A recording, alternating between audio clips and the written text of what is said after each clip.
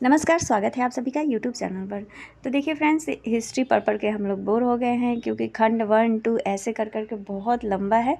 तो 2-3 जो बच गया है चैप्टर, क्योंकि अभी 4 से 5 वीडियो हिस्ट्री की जाएगी जो कि हम लोग क्लास 10th की पढ़ रहे हैं। तो इसलिए मन बोर हो गया, तो इसलिए क्लास 9th की आज से हम लोग ज्योग्राफी शुरू करने वाले हैं और इसमें 6 अध्याय हैं। तो 6 से 8 वीडियो तक ये पूरा जो क्लास 9th का चैप्टर है ये पूरा कवर हो जाएगा। तो चलिए देख लेते हैं कि इसमें क्या क्या चैप्टर दिया हुआ है, कौन कौन से चैप्टर है। देखिए पहला चैप्टर क्या है, तो पहला है आकार और स्थिति। तो आज हम लोग इसी चैप्टर को देखेंगे। दूसरा है हमारा भारत का भौगोलिक स्वरूप आ जाएगा, फिर है अपवाह, फिर जलवायु, पांचवा होगा प्राकृतिक वनस्पति तथा वनस्पति और छठा है जनसंख्या के बारे में। तो चलिए शुरू करते हैं हम लोग अपना अध्याय 1 आकार और स्थिति। तो देखिए इसको मैंने अंडरलाइन कर लिया। आप लोग चाहें तो एक नोट्स भी बना सकते हैं वीडियो देख करके, क्योंकि इसमें मेन पॉइंट दिया हुआ है। तो बस ज़्यादा ये लंबी वीडियो नहीं होगी, फर्स्ट चैप्टर बहुत छोटी सी है। तो ऊपर देखिए, ऊपर कुछ नहीं दिया हुआ है। भारत आकार और स्थिति में कि भारत विश्व की प्राचीनतम संस्कृतियों में से एक है। पिछले 5 दशकों में भारत ने सामाजिक आर्थिक रूप से बहुमुखी उन्नति की है। कृषि, उद्योग, तकनीकी और सर्वांगीण आर्थिक विकास में अद्भुत प्रगति हुई है। भारत का विश्व इतिहास में महत्वपूर्ण योगदान रहा है। यहाँ से अब हमारा शुरू होता है जो कि स्थिति है। तो देखिए अगर पूछ लेता है भारत एक कैसा देश है, तो भारत एक विशाल देश है। और ये कहाँ स्थित है, तो ये उत्तरी गोलार्ध में स्थित है। भारत कहाँ स्थित है, उत्तर गोलार्ध में स्थित है ना। यहाँ पर देखिए, इस मैप में देखिए ये जो पृथ्वी है, जो भारत है, वो कहाँ है, ऊपर है ना। यानी ये साउथ हो गया, ये दक्षिणी गोलार्ध हो गया और ये उत्तरी गोलार्ध हो गया। तो भारत जो पड़ता है वो उत्तरी गोलार्ध में पड़ता है। तो यहाँ से हमें पता चल गया कि भारत कहाँ पर है, तो उत्तरी गोलार्ध में स्थित है। इसका मुख्य भाग जो है, मुख्य भाग यानी ये नीचे 8 डिग्री 4 मिनट से लेकर के उत्तर से, यानी ये उत्तर में ही पड़ रहा है। देखिए यहाँ से लीजिए, ये जो विषुवत रेखा है यहाँ से करके उत्तर में ही पड़ रहा है। तो 8 डिग्री उत्तर से लेकर के 37 डिग्री उत्तरी अक्षांश तक है, तथा पूर्वी साइड पड़ रहा है। यानी यहाँ से देखिए ये 4 भागों में बट गया ना जो विश्व है, ठीक। तो ये इस साइड पूरब आ गया। यहाँ से अगर हम लोग देखेंगे तो पूर्वी देशांतर में पड़ता है और उत्तरी अक्षांश में पड़ता है। तो यहाँ से कहाँ पर आ गया, 8 डिग्री 4 मिनट उत्तरी अक्षांश से लेकर के 37 डिग्री 6 मिनट उत्तरी अक्षांश तक, तथा 68 डिग्री 7 मिनट पूरब से लेकर के 97 डिग्री 25 मिनट पूर्वी देशांतर तक इसका विस्तार है। अब चलिए, अब ये जो कर्क रेखा है 23 डिग्री 30 मिनट उत्तर में देश को लगभग 2 भागों में बांटती है। तो देखिए यहाँ से जो देखिए, तो जो हमारी ये कर्क रेखा आ रही है, ये जो डॉट डॉट आप लोग को दिख रहा होगा, आई होप, ये 23.5 डिग्री उत्तर की तरफ भारत को जो है 2 भागों में बांट देती है। तो ऊपर वाला क्या हो जाता है, उत्तर भारत, और नीचे वाला क्या हो जाता है, प्रायद्वीपीय यानी दक्षिणी भारत हो जाता है। और कर्क रेखा भारत के 8 राज्यों से होकर के गुजरती है। तो एक तो ट्रिक भी है इसका कि मित्र पर गमछा मार, लेकिन यहाँ पर मैप के द्वारा समझ लीजिए। देखिए ये गुजरात हो गया, गुजरात से कर्क रेखा रेखा, यहाँ पर ये थोड़ा सा देखिए राजस्थान ये है ना, तो राजस्थान का भाग भी आ रहा है, तो राजस्थान हो गया। फिर कहाँ से जा रही है, तो मध्य प्रदेश, उसके बाद ये छत्तीसगढ़ हो गया, फिर झारखंड, और झारखंड के रांची से, मतलब अगर पूछ लेता है कि किस राज्य की राजधानी से होकर के कर्क रेखा गुजरती है, तो झारखंड की जो राजधानी है ना रांची, वहीं से कर्क रेखा गुजरती है। तो झारखंड हो गया, उसके बाद कहाँ जा रही है, तो पश्चिम बंगाल। फिर इधर आ जाइए, यहाँ पर इंडिया कौन सा है, तो त्रिपुरा, और हो गया मिजोरम। तो इसको ट्रिक से आप लोग इस तरह से याद कर सकते हैं। मैप में जल्दी समझ में आ जाता है, तो मैप हमारे दिमाग के सामने घूमने लगता है, आँखों के सामने। तो मैप से अगर ज़्यादा ज्योग्राफी पढ़ेंगे तो वो ज़्यादा बेटर रहेगा। देखिए मित्र पर गमछा झाड़, तो मी से क्या हो गया, मिजोरम, त से त्रिपुरा, प से क्या हो गया, पश्चिम बंगाल, र से राजस्थान, ग से गुजरात, म से मध्य प्रदेश, और झ से झारखंड। झारखंड हो गया, कितना हो गया, 3 3 6, और 6 से हो गया छत्तीसगढ़। तो ये हमारे 8 राज्यों से होकर के जो कर्क रेखा है वो गुजरती है। अब आगे बढ़ते हैं।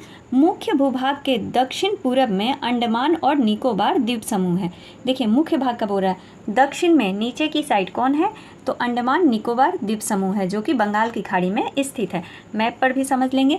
और दक्षिण पश्चिम में लक्षद्वीप समूह है, जो कि अरब सागर में स्थित है। इसे हम एटलस की सहायता से या फिर मैप पर इसको समझ लेते हैं।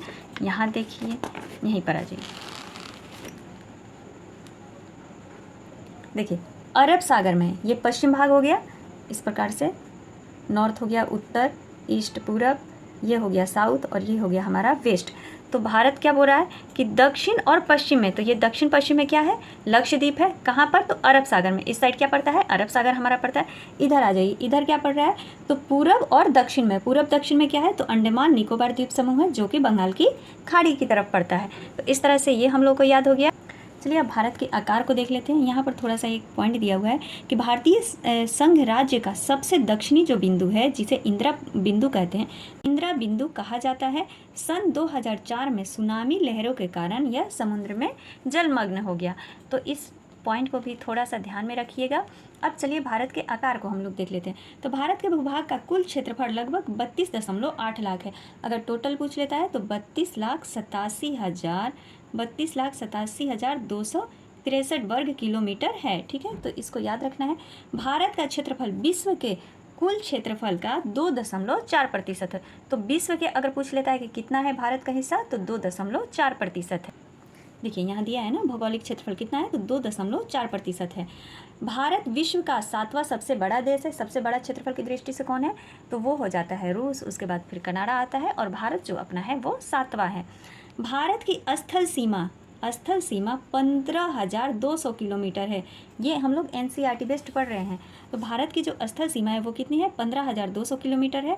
तो अभी हम लोग देखे थे कि भारत का जो स्थल सीमा रेखा वो कितना है, स्थल वाला जो कि समुद्र से नहीं सटा है वो है 15,200 किलोमीटर, और जो समुद्र तट से अंडमान निकोबार और लक्षद्वीप को ले करके उस समुद्री तट रेखा कितना है, तो 7516.6 किलोमीटर है। तो इस पॉइंट को आप लोग नोट कर लीजिएगा कि समुद्री तट की रेखा कितनी है हमारी, अंडमान निकोबार और लक्षद्वीप सहित, तो 7516.6 किलोमीटर है। भारत के उत्तर पश्चिम, उत्तर तथा उत्तर पूर्वी सीमा पर नवीनतम वलित पर्वत है। क्या है, तो भारत के जो उत्तर पश्चिम सीमा है वहाँ पर उत्तर तथा उत्तर पूर्वी सीमा पर नवीनतम वलित पर्वत है। इसके दक्षिण का भूभाग उत्तर में चौड़ा है। दक्षिण का जो भूभाग है वो क्या है, उत्तर की तरफ चौड़ा है, और 22 डिग्री उत्तरी अक्षांश से हिंद महासागर की ओर संकरा होते जाता है। मतलब 22 डिग्री जो उत्तरी अक्षांश है वहाँ पर क्या है, हिंद महासागर की तरफ इस तरह से कोणीय की तरफ होते आ रहा है ना, जो हमारा भारत का नक्शा है। तो वही बोल रहा है कि 22 डिग्री उत्तरी अक्षांश से हिंद महासागर की ओर संकरा होता है। तो आजकल पूछ लेगा कि इनमें से कौन सा कथन सही नहीं है, तो 22 की जगह वहाँ पर 24 दे देगा कि 24 डिग्री उत्तरी अक्षांश से हिंद महासागर की ओर जो रास्ता है वो क्या है, संकरा है, यानी सिमटा हुआ है या कठिन है। सकरा का मतलब क्या हो गया, सिमटा हुआ, तो संकरा है। तो हम लोग पढ़े हैं कि 22 डिग्री है, तो 24 डिग्री अगर देखेंगे तो वहाँ पर हम लोग उसको छांट सकते हैं कि ये गलत है। अब आगे बढ़ते हैं। इसके पश्चिम में अरब सागर तथा पूरब में क्या है, बंगाल की खाड़ी स्थित है। अक्षांश और देशांतर का विस्तार लगभग 30 डिग्री है। अक्षांश और देशांतर का विस्तार कितना है, तो लगभग 30 डिग्री है। परंतु फिर भी पूरब और पश्चिम का विस्तार उत्तर दक्षिण के विस्तार की अपेक्षा कम प्रतीत होता है। मतलब पूरब और पश्चिम का जो विस्तार है वो उत्तर दक्षिण के विस्तार की अपेक्षा क्या लगता है, कम लगता है, कम प्रतीत होता है। गुजरात से अरुणाचल प्रदेश के स्थानीय समय में 2 घंटे का अंतर है। स्थानीय समय में कितने घंटे का अंतर आता है, गुजरात से यानी पूरब से पश्चिम तक जो टोटल है वो कितने समय का अंतर आता है, तो 2 घंटे का अंतर आता है। अतः 82.5 डिग्री पूरब देशांतर रेखा को भारत की मानक यमुनोत्तर रेखा माना जाता है। कितने डिग्री को भारत की यमुनोत्तर रेखा माना जाता है, मानक, तो वो 82.5 डिग्री को, यानी 82 डिग्री 30 मिनट को पूर्व देशांतर रेखा को भारत की मानक यमुनोत्तर रेखा माना जाता है। अब आगे बढ़ते हैं। उत्तर प्रदेश में यह रेखा जो है उत्तर प्रदेश में मिर्ज़ापुर से होकर के गुजरती है। देखिए हर एक पॉइंट इस बुक में दिया हुआ है। तो उत्तर प्रदेश में कहाँ से गुजरती है, तो मिर्ज़ापुर से होकर के गुजरती है, जो एक स्थान है उत्तर प्रदेश में। अक्षांश का प्रभाव दक्षिण से उत्तर की ओर दिन और रात की अवधि पर पड़ता है। तो भारत तथा विश्व को थोड़ा सा समझते हैं यहाँ पर कि भारतीय जो भूखंड है एशिया महाद्वीप के पूर्व और पश्चिम के मध्य में स्थित है। तो भारतीय भूखंड कहाँ पर स्थित है, तो एशिया महाद्वीप के पूर्व और पश्चिम के बीच में स्थित है। भारतीय भूभाग एशिया महाद्वीप का दक्षिणी विस्तार है। किसका विस्तार है, तो दक्षिणी विस्तार है। और हिंद महासागर जो कि पश्चिम में यूरोपीय देशों और पूर्वी एशियाई देशों को मिलाता है। तो देखिए ये क्वेश्चन पूछ सकता है ना कि कौन सा महासागर है जो पश्चिम में यूरोपीय देशों और पूर्वी एशियाई देशों को मिलाता है, तो वो है हिंद महासागर। बस यहाँ से यही पॉइंट ध्यान रखना था कि भारत को केंद्रीय स्थिति यह प्रदान करता है कौन, तो हिंद महासागर करता है। तो यहाँ से बस ये 4 पॉइंट आप लोगों को ध्यान में रखना है। आगे एक यहाँ पर पॉइंट दिया गया है कि सन 1869 में स्वेज नहर के खुलने से भारत और यूरोप के बीच की दूरी 7000 किलोमीटर क्या हो गई, तो कम हो गई।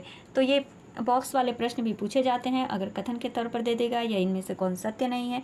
तो डाटा को समझना बहुत ज़रूरी है कि सन 1869 में स्वेज नहर के खुलने से भारत और यूरोप के बीच की जो दूरी है वो 7000 किलोमीटर कम हो गई है।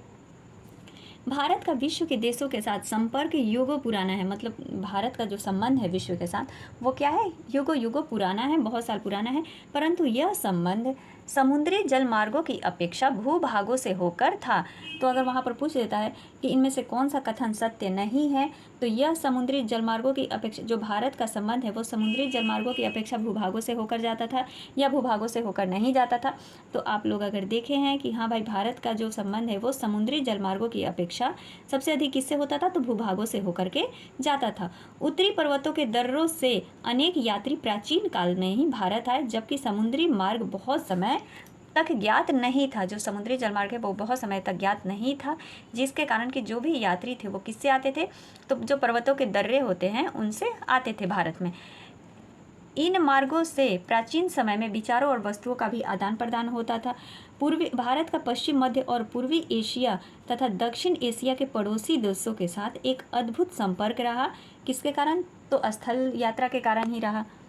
इसी प्रकार से उपनिषदों का यानी विचार, रामायण, पंचतंत्र की कहानियाँ, भारतीय अंक एवं दशमलव प्रणाली आदि संसार के विभिन्न भागों तक पहुँच सके। तो यहाँ से ये हमें बातें पता चल गई है कि समुद्री मार्ग से नहीं बल्कि पर्वतों के दर्रे से भी ये विचारों वस्तुओं का आदान प्रदान प्राचीन समय से ही ये सब होते रहा है। अब भारत के पड़ोसी देश को हम लोग देख लेते हैं।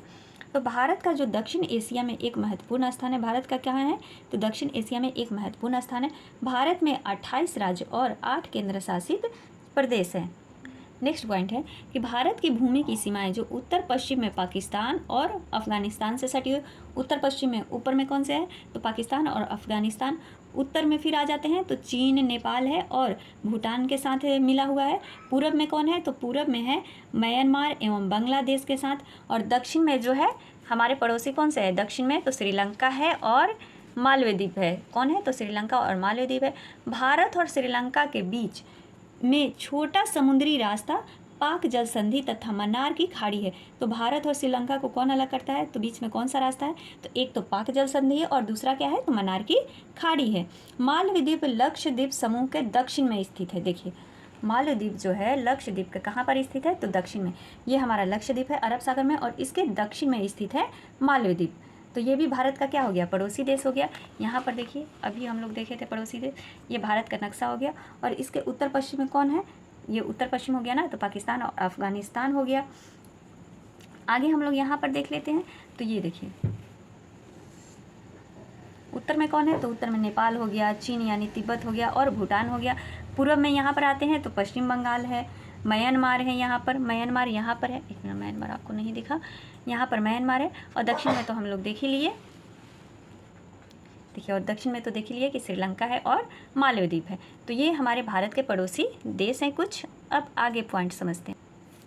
तो फ्रेंड्स इस बुक में बस इतना ही था। उसके बाद ये हमारा दूसरा चैप्टर शुरू हो जाता है, यानी भारत का भौतिक स्वरूप, जिसको कि हम लोग बाद में देखेंगे। अभी हम लोग जो क्राउन में दिया हुआ है इसी से संबंधित तो इस पॉइंट को भी देख लेते हैं। अभी हम लोग बुक में देखे थे कि जो देश की कुल तटीय सीमा की लंबाई कितनी है, तो 7516.6 किलोमीटर है। यहाँ पर हम लोग देखिए एनसीईआरटी में यहाँ पर द्वीपों सहित है ना, द्वीपों सहित इतनी है।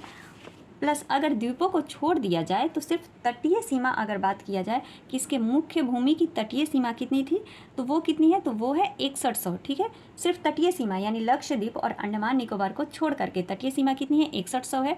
और अगर इन दोनों को मिला लेते हैं तो 7516 है। और भारत की स्थल सीमा की लंबाई कितनी है, तो 15200 किलोमीटर है। अब इन सभी को अगर मिला दिया जाता है तो भारत की कुल सीमा कितनी हो जाती है, तो यहाँ पर देखिए 22,716.6 किलोमीटर लंबी है भारत की कुल सीमा। तो इस पॉइंट को याद रखिए। अब जो भारत है उसका जैसे अन्य जो भी पड़ोसी देश हैं उनसे कितनी सीमाएं लगती है उसको देख लेते हैं। तो सबसे ज़्यादा जो सीमा साझा करता है वो बांग्लादेश के साथ 4096.7 किलोमीटर, यानी सबसे ज़्यादा जो भारत की सीमा लगती है वो बांग्लादेश के साथ लगती है। और सबसे कम जो सीमा लगती है वो लगती है अफगानिस्तान के साथ, यानी 106 किलोमीटर सिर्फ लगता है। चीन से कितना लगता है तो 3 4 8 8 याद कर लीजिए, यानी 3488 किलोमीटर। भारत पाकिस्तान के साथ कितना सीमा साझा करता है तो 3323 याद करना है, 3323 यानी इतना किलोमीटर पाकिस्तान के साथ साझा करता है। नेपाल के साथ 1751 किलोमीटर। म्यांमार के साथ कितना करता है तो 1643 किलोमीटर। भारत एवं भूटान के साथ तो 699 किलोमीटर करता है। और अफगानिस्तान के साथ तो हम लोग देख ही लिए कि सबसे कम सीमा साझा करता है, यानी 106 किलोमीटर। तो कुल हमारी तटीय जो सीमा होगी कितनी हो गई तो 15,106.7 किलोमीटर जो है ये सारे मतलब अन्य देशों से सीमा साझा करता है अपना भारत। अब आगे बढ़ते हैं। भारत के कुछ अंतिम सीमा बिंदु है। दक्षिणतम बिंदु को क्या कहा जाता है तो इंदिरा पॉइंट। ग्रेट निकोबार में जो दक्षिण बिंदु है, अंडमान निकोबार जो ग्रेट निकोबार है वहाँ पर उसको क्या कहते हैं, सबसे दक्षिणतम बिंदु है वो, जिसको कि इंदिरा पॉइंट कहते हैं। उत्तर बिंदु को क्या कहते हैं, यानी इंदिरा कौल। जो लद्दाख है उसको क्या कहेंगे, इंदिरा कौल कहते हैं। पश्चिम बिंदु यानी जो कि गुजरात में है, पश्चिम बिंदु को गौर माथा कहते हैं, गुजरात से गौर माथा। और पूर्वी जो बिंदु है उसको कहते हैं किबुथु। क्या कहते हैं, किबीथु, जो कि अरुणाचल प्रदेश में।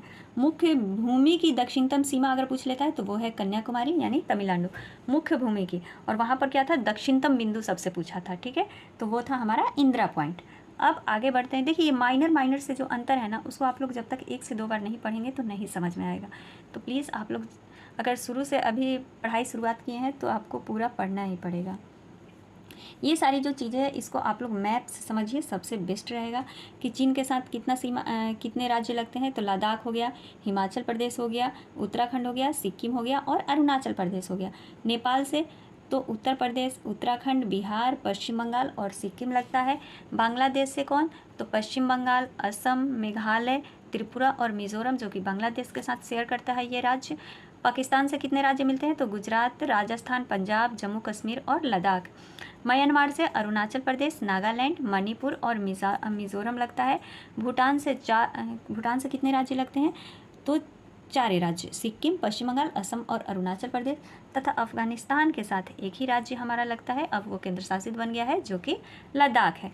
अब शीर्ष जो 5 क्षेत्रफल वाले राज्य हैं भारत के उनको देख लेते हैं। क्षेत्रफल की दृष्टि से सबसे बड़ा राज्य कौन सा है तो वो है राजस्थान। क्षेत्रफल की दृष्टि से सबसे बड़ा राज्य है राजस्थान। दूसरे स्थान पे आता है मध्य प्रदेश, तीसरे पर है महाराष्ट्र, चौथे पर है उत्तर प्रदेश और 5वें पर है गुजरात। तो इस प्रकार से राम उत्तर में गुजरात। तो र से राजस्थान, म से मध्य प्रदेश, महाराष्ट्र याद करिए, उत्तर से उत्तर प्रदेश और गुजरात से गुजरात। तो इस प्रकार से लाइन से हम लोग को सीक्वेंस याद हो जाएगा। भारत की प्रादेशिक जल समुद्री सीमा, इससे प्रश्न पूछता ही है कि यह आधार रेखा 12 समुद्री मील की दूरी तक है। को प्रादेशिक जो जल समुद्री सीमा रेखा है भारत की वो कितनी है तो 12 समुद्री मील की दूरी तक है। इसका उपयोग का भारत को पूर्ण अधिकार प्राप्त है, यानी 12 समुद्री मील तक भारत जो है पूरा उपयोग कर सकता है, ठीक है। 12 समुद्री मील का क्या हुआ तो 1 समुद्री मील का मतलब होता है 1.8 किलोमीटर, 1 समुद्री मील का। तो 12 से मल्टीप्लाई कर लीजिएगा, मतलब उतना एरिया तक समुद्र का वो भारत उपयोग पूरी तरह से कर सकता है। देखिए तो इस फिगर में देख लीजिए कि यही होता है भारत के जो अधिकार क्षेत्र में होता है। जैसे 12 समुद्री मील, यहाँ पर जो गहरा नीला दिख रहा है वो उस पर पूरा अधिकार होता है। जो ये 24 समुद्री मील दिख रहा है हल्का सा नीला, उसमें क्या होता है कि उसमें भारत को मतलब अपना वो करने शुल्क वसूल करने का अधिकार होता है। और ये जो 200 समुद्री मील तक होता है यहाँ पर वैज्ञानिक अनुसंधान सर्च उर्च भारत कर सकता है। तो यहाँ तक ये सारे अधिकार जो है भारत को इस प्रकार से मिले हुए हैं अलग अलग। संलग्न क्षेत्र क्या होता है तो यह आधार रेखा से 24 समुद्री मील दूर है। ये आधार रेखा हो गई, ठीक है, 12 समुद्री मील। और इससे कितना मील दूर है तो 24 समुद्री मील दूर है। यहाँ भारत को सीमा शुल्क की वसूली और वित्तीय अधिकार प्राप्त है। मतलब इतनी समुद्री मील तक भारत जो है सीमा शुल्क वसूल कर सकता है, वित्तीय अधिकार प्राप्त है, मतलब वहाँ तक की जो भी कमाई होगी वो भारत सरकार की होगी। अन्य आता है आर्थिक क्षेत्र, यह आधार रेखा से 200 समुद्री मील तक है। यानी आधार रेखा हमारी कहाँ तक है, तो 12 समुद्री मील तक। अब वहाँ से लेकर के 200 समुद्री मील तक जो है आर्थिक क्षेत्र यानी आधार रेखा, ये अधिकार में आता है भारत के। यहाँ भारत को वैज्ञानिक अनुसंधान एवं प्राकृतिक संसाधन का दोहन करने की छूट है। तो वहाँ तक वो सर्च वर्च कुछ भी कर सकता है भारत। कितने मील तक, तो 200 समुद्री मील तक। तो वैज्ञानिक अनुसंधान एवं प्राकृतिक संसाधन के दोहन करने की छूट कितनी समुद्री मील तक है भारत को, तो 200 समुद्री मील तक है। उच्च सागर क्या क्या मतलब है, तो अनन्य आर्थिक जो क्षेत्र के बाद उच्च सागर है जहां सभी देशों को समान अधिकार प्राप्त है। तो ये प्रमुख तथ्य है जो कि ये सारे क्वेश्चन है पूछा जा सकता है, इंपॉर्टेंट है। भारत का वह राज्य जो 3 तरफ से बांग्लादेश से घिरा हुआ है, तो कौन सा राज्य है, वो है त्रिपुरा, जो कि तीनों तरफ से बांग्लादेश से घिरा हुआ। त्रिपुरा और बांग्लादेश की सीमा क्या कहलाती है, तो वो कहलाती है शून्य रेखा। भारतीय उपमहाद्वीप में शामिल देश हैं, मोस्ट इंपॉर्टेंट, भारतीय उपमहाद्वीप में कौन कौन शामिल है, तो भारत हो गया, पाकिस्तान, बांग्लादेश हो गया, नेपाल एवं भूटान। तो कितने शामिल है, तो वो है 5 उपमहाद्वीप शामिल है। भारत स्वयं है, पाकिस्तान, बांग्लादेश, नेपाल और भूटान। भारत का दक्षिणतम बिंदु स्थित है तो 6 डिग्री 4 मिनट उत्तरी अक्षांश पर स्थित है। भारत का दक्षिणतम बिंदु जो है 6 डिग्री 4 मिनट उत्तरी अक्षांश पर स्थित है। फ्रेंड्स, कहीं अगर गलती से मिस्टेक हो जाए तो प्लीज़ उसे क्षमा कीजिएगा। भारतीय राज्यों की संख्या जो पड़ोसी देशों की सीमाओं से जुड़े हुए हैं, तो 16 राज्य और 2 केंद्र शासित प्रदेश जो है, भारतीय राज्य की संख्या जो है पड़ोसी देशों से ये सारे सीमाएं जो है जुड़ी हुई है, यानी 16 राज्य की सीमाएं जुड़ी हुई हैं प्लस 2 केंद्र शासित प्रदेश की सीमाएं जुड़ी हुई हैं। भारतीय संघ में शामिल राज्यों एवं केंद्र शासित क्षेत्रों की संख्या कितनी है, तो 28 राज्य एवं 8 केंद्र शासित प्रदेश हैं। भारत के पूर्वोत्तर राज्य जिनकी सीमाएं बांग्लादेश से नहीं मिलती है, तो जिनकी सीमाएं बांग्लादेश से नहीं सटी हुई है कौन है, तो वो है नागालैंड, मणिपुर, अरुणाचल प्रदेश एवं सिक्किम। तो एक आप लोग मैप जरूर रखिए और 2 से 3 बार दिन में ऐसे चिपका लीजिए जहाँ पर कि आप एनी टाइम जा रहे हो, और वहाँ पर एक नज़र आप लोग जरूर डालते रहिए। मैकमोहन रेखा चीन और भारत के किस राज्य के बीच है, तो ये देखिए मैकमोहन रेखा जो है वो अरुणाचल प्रदेश के राज्य के बीच है। इंदिरा पॉइंट के विषुवत रेखा से दूरी कितनी है, तो 876 किलोमीटर। इंदिरा पॉइंट की विषुवत रेखा से दूरी कितनी है, 876 किलोमीटर है। पूरे भारत का अक्षांशीय विस्तार कितना है, तो पूरे भारत का अक्षांशीय विस्तार 6 डिग्री 4 मिनट से 37 डिग्री 6 मिनट उत्तरी अक्षांश है। ये गलत, 8 डिग्री 4 मिनट से 37 डिग्री उत्तरी अक्षांश होगा। पूरे भारत का अक्षांशीय विस्तार कितना है, तो वो है 8 डिग्री, यहाँ पर होगा फ्रेंड्स 8 डिग्री 4 मिनट से लेकर के 37 डिग्री 6 मिनट उत्तरी अक्षांश पर है। ऊपर भी हम लोग देखे थे कि भारत का दक्षिणतम बिंदु स्थित है, तो कहाँ पर स्थित है, तो यहाँ भी ये गलत दे दिया गया है, यहाँ पर 8 डिग्री 4 मिनट होगा, ठीक है, उत्तरी अक्षांश पर।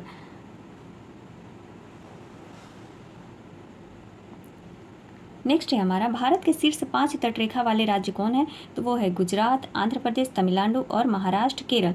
यानी 5 राज्य हैं कौन, गुजरात, आंध्र प्रदेश हो गया, तमिलनाडु हो गया, महाराष्ट्र हो गया एवं केरल हो गया। सबसे ज़्यादा तटीय रेखा की लंबाई किसकी है, तो गुजरात की है, उसके बाद आंध्र प्रदेश, तमिलनाडु, महाराष्ट्र, केरल आता है। नेपाल, भूटान एवं चीन की सीमाओं से मिलाने वाला भारतीय राज्य कौन है, तो वो है सिक्किम। तो ये हमारा फर्स्ट चैप्टर कंप्लीट होता है, जो कि भारत से संबंधित कुछ महत्वपूर्ण बिंदु थे। भारत की आकृति अगर पूछता है तो चतुष्कोणीय है। अक्षांश की दृष्टि से भारत उत्तरी गोलार्ध का देश है तथा देशांतर की दृष्टि से पूर्वी गोलार्ध के मध्य में यह स्थित है। तो ये सब हम लोग देख लिए बुक में। अगली बार हम लोग दूसरी चैप्टर हमारा क्या होगा, तो भारत का के भौतिक प्रदेश, जो कि 9th क्लास में कौन सा चैप्टर है हमारा,